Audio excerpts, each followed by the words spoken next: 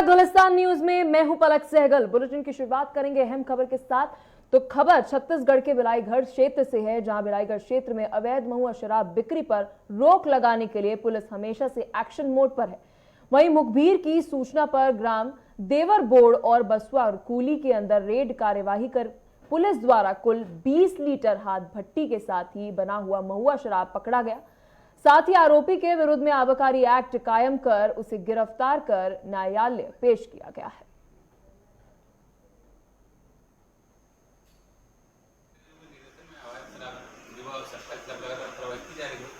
इसी क्रम में आज ग्राम देवर बोर्ड और जो की रखी गई है, कुल 20 लीटर महुआ शराब जब्त कर आरोपियों को रिमांड पर भेजा गया।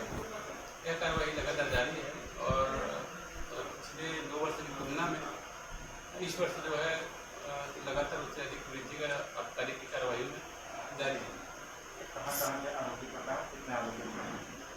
आज जो है 62 पुलिस का आरोपी है और जिसके पास 8 लीटर अवैध महुआ शराब एवं देवर बोर्ड की कार्रवाई जिसके पास से 12 लीटर अवैध महुआ शराब।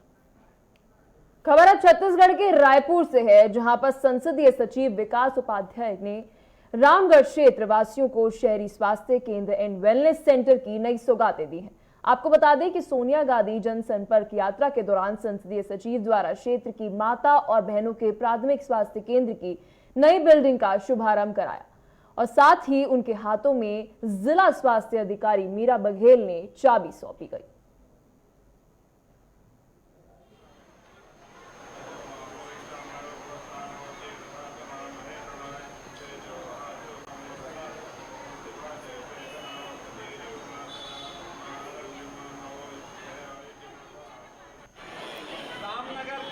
प्राथमिक स्वास्थ्य केंद्र और हेल्थ एंड वेलनेस सेंटर को नए भवन में लोकार्पण आज किया गया। तीजा का बहुत ही पारंपरिक और सांस्कृतिक त्यौहार है और त्यौहार में महिला बहनों के हाथों से आज इस लोकार्पण को हम लोगों ने किया है। 17 प्रकार की बीमारियों का मुफ्त इलाज सरकार के द्वारा किया जाएगा। अलग अलग व्यवस्थाएं हैं जिसमें 1 रुपया भी यहाँ की जनता को लगने वाला नहीं है। मैं समझता हूँ रामनगर की घनी आबादी वाली बस्ती के दोनों वार्ड को यहाँ बहुत फायदा मिलेगा। अभी भी लगातार 25 से 30 डिलीवरी हर महीने यहाँ की जाती है। ये सेंटर बड़ा हो जाने से, ये स्वास्थ्य केंद्र बड़ा हो जाने से यहाँ के लोगों को ज़्यादा लाभ मिलेगा। स्वास्थ्य बीमारी का मुफ्त इलाज होगा। सरकार की योजना का लाभ वो तमाम लोग ले सकेंगे। इसीलिए इस नए भवन का लोकार्पण महिला बहनों के माध्यम से किया गया। खबर अब छत्तीसगढ़ के जांजगीर चांपा से है। जांजगीर चांपा जिले के सेमरा गांव के लोग पीडीएस सिस्टम के चावल खाने में घबरा रहे हैं।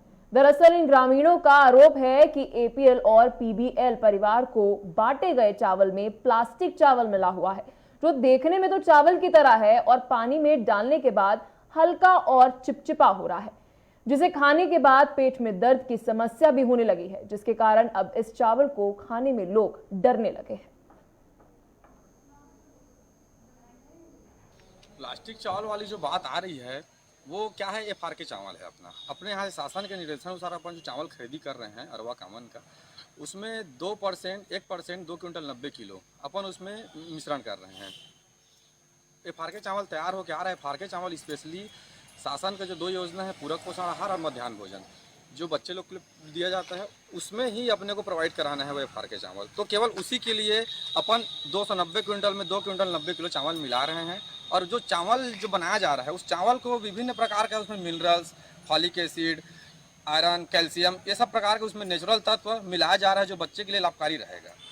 अब सोसाइटी के दिन पाहन 15 कौन तारीख के पास 17 तारीख के पाहन वो दिन ला रांधा थन खावा थन तना पेट पिरावा थे। हमन गम नहीं पात रहे, धोवात रहे तो उपला जात ही तो मैं सुरही खाए कहत रही।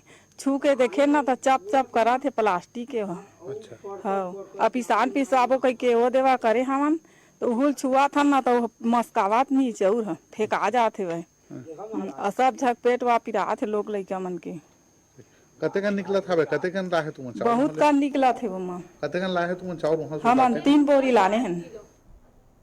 खबर अब छत्तीसगढ़ के बलरामपुर से है, जहां मुखबिर से मिली सूचना के अनुसार एक पिकअप जिसमें यूरिया खाद लोड है, ये छत्तीसगढ़ के सनावल रामचंद्रपुर की ओर से आ रहा है और जिसके बाद थाना प्रभारी अमित सिंह बघेल के द्वारा पचावल मोड़ के पास नाकेबंदी लगाई गई, जिसके चलते एक पिकअप को रोककर जांच की गई। इस दौरान वाहन में यूरिया खाद मिला।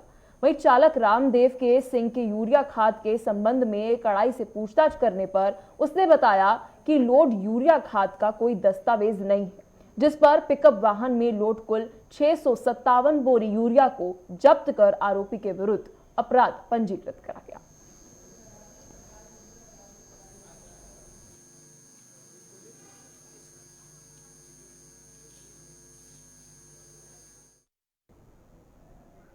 अब खबर छत्तीसगढ़ के बलौदा बाजार से है, जहां बीती रात ग्राम मुडीपीली में एक ही परिवार के 3 लोग अपने परिजन के यहां आयोजित कार्यक्रम में शामिल होने आए। जहां कार्यक्रम के बाद वह मोटरसाइकिल पर सवार होकर अपने घर की ओर जा रहे थे, तभी एक तेज रफ्तार ट्रक की चपेट में आने से 3 लोगों में से एक की घटनास्थल पर ही मौत हो गई। वहीं 2 की गंभीर हालत है। सामुदायिक स्वास्थ्य केंद्र में उपचार के बाद जिला अस्पताल रेफर कर दिया गया है। आपको बता दें कि कस्टोल नगर में अंधाधुंध सड़क हादसों का मुख्य वजह अंधा मोड़ और साथ ही स्पीड ब्रेकर का ना होना है। इसके साथ ही यातायात विभाग की भी लापरवाही निकलकर सामने आ रही है, जो एजेंट के माध्यमों से बिना किसी अनुभव के लगातार लोगों का वाहन चलाने का लाइसेंस जारी कर रहे हैं, जिसका खामियाजा आम जनों को भुगतना पड़ रहा है। मुझे जानकारी मिला है कि कसडोल और गिधौरी मुख्य मार्ग पर एवं बड़ापारा चौक के पास ट्रक और एक मोटरसाइकिल में 3 लोग सवार थे, जिसमें एक व्यक्ति का मौत हो गया। 2 को उपचार जारी है। तो बिल्कुल ध्यान देना चाहिए कि वहाँ पर ब्रेकर बनाना बहुत ज़रूरी है, ताकि दुर्घटनाएं घटित ना हो। सड़क दुर्घटना में 3 लोग दुर्घटना हुए, जिसको सामुदायिक स्वास्थ्य केंद्र लाया गया। तो उसमें एक को तुरंत जांच करके पता चला कि वो मृत अवस्था में आया था, वहीं स्पॉट में डेथ हो गया। और 2 लोगों को गंभीर चोट लगने के कारण प्राथमिक उपचार के बाद जिला अस्पताल बलौदा बाजार रेफर कर दिया गया। हुए कई एक्सीडेंट हुए, लगातार एक्सीडेंट की जो घटनाएं हैं, दुर्घटना हो रही है, वो एक विशेष स्पॉट है वहीं पर हो रहा है। गाड़ी बहुत तेज चल रही है, उसके कारण घटनाएं आ रही है। और आए दिन शराब पीकर वाहन चलाने से भी घटना बढ़ रही है। आपको नहीं लगता सर घटना स्थल पर स्पीड ब्रेकर या ब्रेकर की सुविधा होनी चाहिए? निश्चित ही मैं कहना चाहूँगा कि इस आए दिन दुर्घटना को लेकर के नगर पंचायत को जागरूक होना चाहिए, और नगर पंचायत के जो जनप्रतिनिधि है इनको विशेष ध्यान दे करके, चूँकि इस घटना को रोकने के लिए ब्रेकर का प्रावधान है, ब्रेकर होना अनिवार्य है। इनके पहल करने के लिए या तो PWD विभाग से बात करना चाहिए या तो पुलिस प्रशासन से बात करना चाहिए। जो आए दिन जो गरीब का जो वहाँ पे अल्प मृत्यु हो रहा है, किसी का बेटा चला जा रहा है, किसी का माँ चला जा रहा है, इनसे तत्कालिक रोकने के लिए मैं शासन प्रशासन से निवेदन करना चाहूँगा। खबर अब छत्तीसगढ़ के बालोद से है, जहां छत्तीसगढ़ के बालोद जिले में कुछ महीनों पहले मोतियाबिंद के इलाज के लिए आने वाले फंड को जनता तक पहुंचने की सुविधा बंद कर दी गई। जनता की स्वास्थ्य से खिलवाड़ किया गया और साथ ही योजना को बंद हुए चंद दिन भी नहीं हुए हैं, और अब नेशनल हेल्थ अथॉरिटी द्वारा सिजेरियन डिलीवरी को भी बंद कर दिया गया है, जिसको देखते हुए आप नेता दीपक आदे ने कहा है कि अगर केंद्र और राज्य सरकार जनता को मिलने वाली सेवाओं को जनता तक नहीं पहुंचाएगी तो वह जनता के हक के लिए सड़क पर उतरेंगे और जनता को उनका हक दिलाकर रहेंगे। उन्होंने कहा कि जनता अपने हक की लड़ाई में आगे आए और आपका साथ दे। 3 विधायक है हमारे बालोद जिला में, वो बता दे मेरे को कि कहां कहां इसकी सुविधा उपलब्ध है। अगर मैं बालोद जिला की बात करूं तो जिला अस्पताल में 24 घंटे में मात्र 4 से 5 सिजेरियन डिलीवरी हो सकती है। अगर एक दिन में 10 से 15 लोग अगर आ गए, ऐसे भगवान करे ऐसा ना हो, अगर आ गए तब उस स्थिति में क्या करेंगे? डॉक्टर हाथ खड़े कर देते हैं, हमारे पास सुविधा नहीं है, शासन हमको सुविधा नहीं दी है, तो उस समय वो बेचारा जाएगा कहाँ? अब एक गरीब आदमी प्राइवेट हॉस्पिटल में जाएगा उस चीज के इलाज कराने के लिए, बच्चे का और माँ का जो जीवन है उसको बचाने के लिए, तो उसको 30 से 40 हजार का मिनिमम से मिनिमम बता रहा हूँ मैं, 30 से 40 हजार का खर्च आएगा। और बड़ा अगर कुछ हो गया, अगर बड़ा डिलीवरी हो गया, अगर कुछ क्रिटिकल सिचुएशन हो गया तो लाखों रुपए का जाएगा। तो वो गरीब आदमी जो मेहनत मजदूरी करके 120 रुपए 130 रुपए रोजी में काम कर रहा है, वो व्यक्ति लाखों रुपए कहाँ से लाएगा? आयुष्मान कार्ड सरकार के द्वारा बनाया गया था, जिसमें 5 लाख इलाज होगा ऐसे कहा जा रहा था, लेकिन आज के स्थिति में देखा जाए तो नेशनल हेल्थ अथॉरिटी के द्वारा डिलीवरी जब होता है तो उसमें ऑपरेशन नहीं किया जाता है। ऑपरेशन अगर कहीं करते हैं तो उसमें जो है उसका पैसा लिया जा रहा है। ऐसे बहुत सारे असुविधा जो है सरकार के द्वारा यहाँ की जनता को, छत्तीसगढ़ की जनता को भुगतना पड़ रहा है।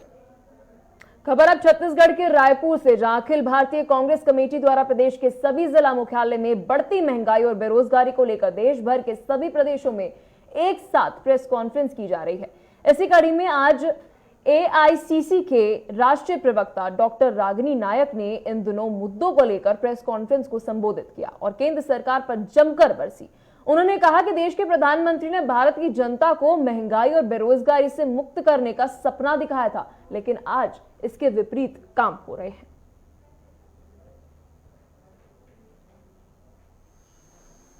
आज एक बहुत ही महत्वपूर्ण विषय पर बात करने के लिए मैं दिल्ली से रायपुर आई हूं और एक सूचना के साथ मैं आज की प्रेस वार्ता शुरू करना चाहती हूं कि देश के तमाम प्रदेशों की सभी राजधानियों में एक साथ महंगाई और बेरोजगारी के खिलाफ ये प्रेस वार्ता आयोजित की गई है, जिसकी श्रृंखला में आज मैं रायपुर में आई हूँ।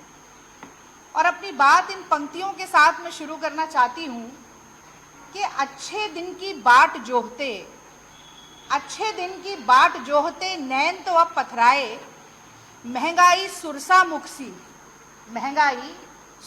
मुखसी और चादर सिमटी जाए। तो ये सिर्फ महंगाई की मार नहीं है, ये महंगाई और बेरोजगारी की दोहरी मार है जिसे देश की जनता आज सह रही है। और बड़े दुख के साथ मुझे ये कहना पड़ता है कि महंगाई और बेरोजगारी की इस मार को जड़ से उखाड़ने का वादा करके मोदी जी दिल्ली की सत्ता पर काबिज हुए। आपको याद होंगे वो नारे, बहुत हुई महंगाई की मार, बहुत हुआ बेरोजगारी का वार। और बार बार मोदी जी ने अपनी कार्यशैली से ये सिद्ध किया है कि उनका हर दावा, हर वादा। महंगाई और बेरोजगारी के संबंध में हम लोगों ने कई बार आप लोगों से चर्चा की है, लेकिन आप सब जानते हैं कि जिस तरह से अंग्रेजों ने इस देश को लूटा और अपनी संपत्तियां इंग्लैंड में ले जाके बनाई, लेकिन आज नरेंद्र मोदी जी जिस तरह से लूट रहे हैं और अपने दो मित्र हैं अडानी अंबानी जी, उनका जेब भर रहे हैं और पूरे देश के लोगों का जेब खाली कर रहे हैं। जब चुनाव का वक्त था उन्होंने बड़े बड़े वादे किए थे, लेकिन उन्होंने उन वादों की तरफ कभी ध्यान नहीं दिया। 2 करोड़ रोजगार देने की बात हर साल की थी, 8 साल में तो 16 करोड़ लोगों को रोजगार मिलना चाहिए, लेकिन छत्तीसगढ़ में ही 10-20 लोगों को भी रोजगार नहीं दिला पाए हैं। पूरे देश की बात तो। खबर अब छत्तीसगढ़ के रायगढ़ से, जहां रायगढ़ उर्दना चौक पर स्थित जय अंबे रोड लाइंस पे प्राइवेट लिमिटेड ट्रांसपोर्ट के प्रबंधक अमित कुमार सिंह द्वारा उसमें ट्रांसपोर्ट में लगी ट्रेलर वाहन के चालक द्वारा रेलवे साइडलिंग के लिए भेजे गए नॉन कोकिंग के रोम ग्रेड कोयला में खराब कोयला और स्लेट चून मिलावट पर रेलवे साइडिंग की पहुंचने का मामला सामने आया है। साथ ही रेलवे साइडिंग के सुपरवाइजर की नजर खराब कोयले में पड़ने पर ट्रेलर वाहन छोड़कर भाग जाने की रिपोर्ट दर्ज करवाई गई है। और साथ ही आपको बता दें कि वहीं इस शिकायत पर थाना प्रभारी नंद किशोर गौतम द्वारा आरोपी के खिलाफ अपराध दर्ज कर 3 मुख्य आरोपियों को गिरफ्तार किया गया है, जिन्हें आज न्यायिक रिमांड पर भेज दिया गया है।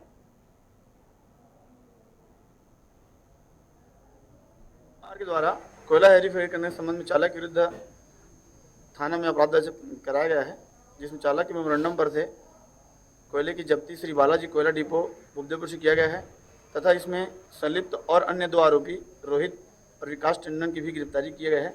तीनों को आज न्यायिक रिमांड पर भेजा गया है। खबर छत्तीसगढ़ की राजधानी रायपुर से, जहां कैबिनेट मंत्री डॉक्टर शिव कुमार डहरिया ने बढ़ती महंगाई और बेरोजगारी की प्रेस कॉन्फ्रेंस करी। इस दौरान उन्होंने योग गुरु बाबा रामदेव और अन्ना हजारे को भी आड़े हाथों लिया। उन्होंने कहा कि एक वक्त था जब बाबा रामदेव कहते थे कि मोदी की सरकार लाइए पेट्रोल 35 और 55 रुपए दिलाऊंगा, और वह आज कहीं नजर नहीं आते हैं। और साथ ही यह भी कहा कि कांग्रेस पार्टी ने जो देश के लिए संपत्ति बनाई थी, बेरोजगारी कम करेंगे। और इसके 1-2 चंगू मंगू लोग भी थे जैसे हमारे अन्ना हजारे जी आजकल नजर नहीं आ रहे हैं, कहीं दिखते हैं। और एक आंख वाले बाबा जी भी थे जो ऐसे ऐसे करके बात करते थे, बोलते थे मोदी की सरकार लाई है पेट्रोल 55 रुपया 35 रुपया दिलाऊंगा। आज कहीं नजर नहीं आ रहे हैं। हमारे कांग्रेस पार्टी के नेताओं ने जो संपत्ति देश के लिए बनाई थी, आज नरेंद्र मोदी जी सारी चीजों को बेच रहे हैं। बोलते थे पहले देश नहीं बेचूंगा, देश नहीं बिकने दूंगा, आज क्या कर रहे हैं, पूरा देश बेचने का काम नरेंद्र मोदी जी कर रहे हैं। तो नवीन जिला शक्ति अंतर्गत डबरा ब्लॉक के विश्वास गृह डबरा में प्रेस वार्ता आयोजित की, जहां इस प्रेस वार्ता के माध्यम से बताया गया है कि 17 अगस्त से 23 अगस्त तक महंगाई के विरोध में कांग्रेस पार्टी के द्वारा हल्ला बोल कार्यक्रम किया जाएगा। इस दौरान उन्होंने चेतावनी देते हुए मोदी सरकार के तानाशाही नीति से जो महंगाई बढ़ी है उसे यदि कम नहीं किया गया तो खाद्य पदार्थों पर लगे जीएसटी को नहीं हटाया गया तो आगे उग्र आंदोलन करने की बात कही। कांग्रेस कमेटी प्रदेश अध्यक्ष के मार्गदर्शन में समस्त प्रदेश में प्रेस कॉन्फ्रेंस आप मन के माध्यम से महंगाई के विरुद्ध में सब जगह आज महंगाई बढ़ चुके हैं तेकर बार चर्चा करना है और हर गांव मोहल्ला बाजार में जाके हल्ला बोल कार्यक्रम चला थे हमारे कांग्रेस पार्टी के। और ये हल्ला ला हमारे रामलीला मैदान दिल्ली में जाकर आज मोदी जी ला बताना है कि जीएसटी वापस लो, खाद्य पदार्थ के रेट ला कम करा। तो बीजेपी के वरिष्ठ नेता और मुख्यमंत्री के पूर्व मीडिया सलाहकार राजीव जैन से हमारे हरियाणा ब्यूरो चीफ ने खास बातचीत की। क्या कुछ कहा उन्होंने, सुनिए जरा। टीवी में आप सबका स्वागत है। मैं हूं चंद्रशेखर धनी। इस वक्त राजीव जैन जी बीजेपी के दिग्गज नेताओं में जो शुमार हैं, पूर्व मीडिया सलाहकार हैं हरियाणा के चीफ मिनिस्टर मनोहर लाल जी के इस वक्त चंडीगढ़ में मौजूद है। बातचीत करेंगे। जैन साहब स्वागत है आपका। जी बहुत बहुत धन्यवाद।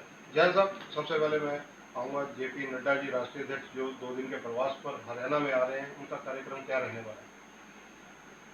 जगत प्रकाश नड्डा जी जो भारतीय जनता पार्टी के राष्ट्रीय अध्यक्ष हैं, वो हरियाणा ही नहीं बल्कि पूरे देश का दौरा कर रहे हैं। अभी जो है आपने देखा होगा कि अगरतला में भी जो है उनकी सभा थी और जो है पार्टी की मीटिंगें उन्होंने की है। इसी तरह हर राज्य में जाकर वो पार्टी के कार्यकर्ताओं से, नेताओं से मिल रहे हैं और सरकार के कामकाज की समीक्षा कर रहे हैं। सरकार की योजनाओं का लाभ कहाँ तक पहुँच रहा है उसके बारे में जानकारी ले रहे हैं और अगले 2024 के चुनाव को, लोकसभा को कैसे जीतना है, हरियाणा में 10 की 10 सीटें दोबारा से जीती जाए, उसकी रणनीति जो है तैयार करने के लिए हरियाणा में आ रहे हैं। जैन साहब, सोनाली फोगाट की जिस तरह से मृत्यु हुई, सीएम साहब ने भी उस पर अफसोस जाहिर किया। सीबीआई को जांच देने के लिए पत्र भी हरियाणा सरकार ने लिख दिया है। अब आदमपुर के चुनाव है, बीजेपी इसको कितना बड़ा झटका मानती है क्योंकि सोनाली फोगाट का अपना एक आधार वहाँ पर है। देखिए, जिस तरह से पिछला आदमपुर का चुनाव सोनाली फोगाट जी ने भारतीय जनता पार्टी की टिकट पर लड़ा था और एक अच्छी परफॉर्मेंस जो है वहाँ पर जो कि दिखाई दी, वो जो है हमेशा से चौधरी भजनलाल और उनका परिवार वहाँ जीतता रहा। भारतीय जनता पार्टी की टिकट पर जो है दमदार ढंग से उन्होंने चुनाव लड़ा था। उनकी दुखद मृत्यु से जो है भारतीय जनता पार्टी को निश्चित तौर पर जो है वहाँ पर एक नुकसान हुआ है और अब आदमपुर के चुनाव जब भी बाई इलेक्शन होगा उसमें उनकी कमी जो है जरूर खलेगी। जय साहब, अगर चर्चा की जाए हरियाणा की, क्योंकि कांग्रेस का जो विघटन देश में हो रहा है उसका असर यहाँ भी दिख रहा है। अब किरण चौधरी अलग डबली अलग राम, राज्यसभा चुनावों में जो उन पर एलिगेशन लगे क्रॉस वोट के, उसके बाद से शुरू हो गए। देखिए, कांग्रेस जो है हमेशा से गुटों में बटी रही है और इस गुटों में बट कर जो है कांग्रेस का आज ये हाल है। पूरे देश से खत्म हो चुकी। जहाँ पे इनकी राज्यों में सरकारें हैं वहाँ पर गुटबंदी है, जहाँ पे सरकारें नहीं है वहाँ पर गुटबंदी है और उस गुटबंदी की वजह से अशोक तंवर पार्टी छोड़ गए, शैलजा को अपने जो है पद से त्याग पत्र देना पड़ा, कुलदीप को जो है कांग्रेस पार्टी से बाहर का रास्ता देखना पड़ा। और मैं समझता हूँ कि जो कांग्रेस के नेता हैं वो एक दूसरे को बर्दाश्त नहीं करते। वो जनता की समस्याओं का समाधान करने की बजाय, उनकी आवाज़ उठाने की बजाय जो है अपने नेताओं को मारने में लगे रहते हैं, अपने नेताओं को खत्म करने में लगे रहते हैं। धन्यवाद। तो ये है राजीव जैन, बीजेपी के दिग्गज नेताओं में शुमार है। आज चंडीगढ़ में कैमरामैन। तो चलिए बुलेटिन में आगे बढ़ते हैं और खबर आपको बड़ी बता दें यूपी से, जहां एनसीआरबी के आंकड़ों पर अखिलेश यादव का बड़ा बयान सामने आया है। महिलाओं पर अत्याचार पर यूपी नंबर 1 है, अखिलेश की तरफ से बात की गई। जहां आपको बता दें एनसीआरबी द्वारा कल डेटा जो है वे पेश किया, उसके ऊपर अखिलेश बोलते हुए नजर आ रहे हैं कस्टोडियल हेल्थ में यूपी नंबर 1 है और साथ ही पुलिस को बदनाम कर रही है बीजेपी। तो ठेले वालों से पुलिस पैसे वसूल रही है। तो सपा के प्रमुख अखिलेश यादव द्वारा सत्ता सरकार पर निशाना साधते हुए कई अहम बातें बोलते हुए नजर आए, जहां कल एनसीआरबी के आंकड़े पेश हुए और आज अखिलेश यादव का बयान सामने आ गया, जहां यह कहा कि कैबिनेट स्तर पर झूठ बोला जा रहा है।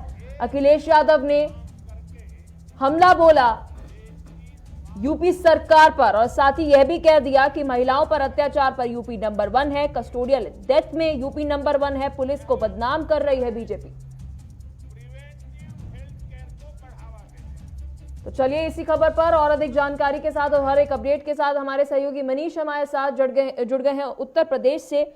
क्या कुछ जानकारी है मनीष, क्योंकि अब अखिलेश जो है एनसीआरबी का डेटा जो कल पेश हुआ महिलाओं की सुरक्षा के ऊपर सवाल उठाते हुए नजर आ रहे हैं, क्योंकि यूपी नंबर 1 पर है।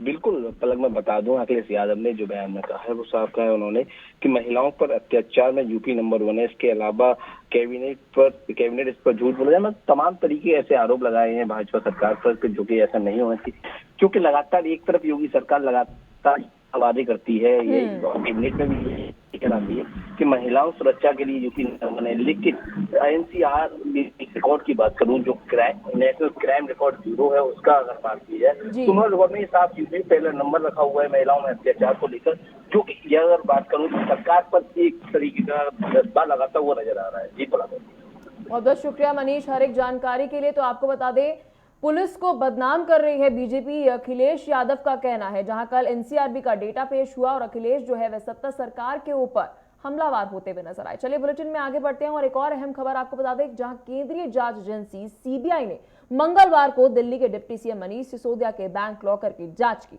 वहीं मनीष सिसोदिया ने कहा कि जन्माष्टमी के दिन मेरे घर पर सीबीआई की रेड की गई थी, उस दौरान मेरी पत्नी के लॉकर की चाबी भी ले ली गई थी। आज सीबीआई उस लॉकर को खोलने आई थी, उन्होंने हमें भी बुलाया था। जैसे हमारे घर में कुछ नहीं मिला ऐसे ही हमारे लॉकर में भी कुछ नहीं मिला, बस लॉकर में 70 से 80 हजार की ज्वेलरी मिली है।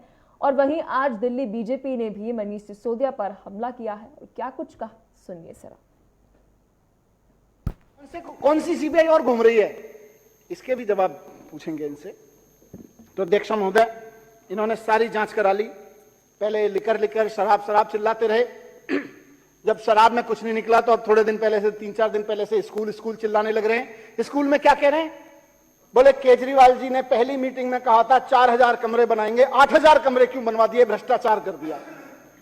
अरे हमने तो 8000 नहीं 20,000 कमरे बनवाए हैं और हमें फक्र है कि हमने बनवाए हैं। और लानत है तुम लोगों पे जो सोचते हो स्कूल बनवाना और कमरे बनवाना भ्रष्टाचार है। 8000 कमरे बनवा दिए, बोले जी 8000 क्यों बनवाए, 4000 बनवाने चाहिए थे, ये तो भ्रष्टाचार है। फिर बोले जी टॉयलेट ज्यादा क्यों बनवा दिए, बोले पहली फ्लोर पे टॉयलेट था, दूसरी पे क्यों था, तीसरी और चौथी मंजिल चलो बना भी ली तो उस पर टॉयलेट क्यों बनवा दिए। ये कह रहे हैं भ्रष्टाचार है, ज्यादा टॉयलेट बनवाना भ्रष्टाचार है, ज्यादा कमरे कहने भ्रष्टाचार है। सारी चीजों के जवाब है, सारी चीजों के जवाब है। फिर जब वो भी नहीं चला तो कल इन्हीं की सीबीआई है, इन्हीं के एलजी है, इन्हीं के समय एलजी साहब की तरफ से एक फरमान जारी किया, बच्चे कम हो गए ये भ्रष्टाचार है। बोले स्कूल में बच्चे कम हो गए, बजट बढ़ रहा है। अरे बजट बढ़ा रहे हैं, हम फख्र के साथ कहते हैं। और ये विधानसभा शायद देश की पहली आजादी के इतिहास में 75 साल में पहली विधानसभा है जो पिछले 7 साल से अपने बजट का 25% बजट एजुकेशन पे देती है। इस विधानसभा के और विपक्ष वाले भी कहते हैं कि जी बहुत गर्व है कि हम एजुकेशन पे इतना बजट पास करके देते हैं। कहते हैं बजट ज्यादा कर दिया, भ्रष्टाचार हो गया। फिर बोले नहीं बजट तो चलो ठीक है ज्यादा कर दिया, बच्चे कम हो गए। मैंने कहा यार जरा डेटा दिखाना मुझको। भारत सरकार की वेबसाइट पे डेटा पड़ा हुआ है जिसमें लिखा हुआ है कि 2014-15 में यहाँ 14.5 लाख बच्चे होते थे दिल्ली के स्कूलों में, आज 18 लाख बच्चे हो गए। सारा डिटेल भारत सरकार की वेबसाइट। लेकिन दिल्ली सरकार जिसने स्कूलों विद्यालय विद्या के मंदिरों को भी नहीं छोड़ा अपने भ्रष्टाचार के कामों से, उसमें भी भ्रष्टाचार कर डाला। उस सरकार ने वो रिपोर्ट को ना तो सदन पे रखा ना ही पब्लिक डोमेन में बाहर किया। और जब वो सीबीसी की फाइंडिंग सामने आई तो उससे बहुत सारी बातें ऐसी पता लगी कि अरविंद केजरीवाल जहां एक ओर शराब माफिया से मिलकर हजारों करोड़ रुपए दिल्ली के खजाने को लुटाने का काम कर रहे हैं, वहीं दूसरी ओर जिस स्कूल की शिक्षा की बात वो जगह जगह करते हैं, वो स्कूलों को जाकर भी उन्होंने नहीं बख्शा। बच्चों को टॉयलेट में पढ़ाने पर मजबूर करने वाली दिल्ली सरकार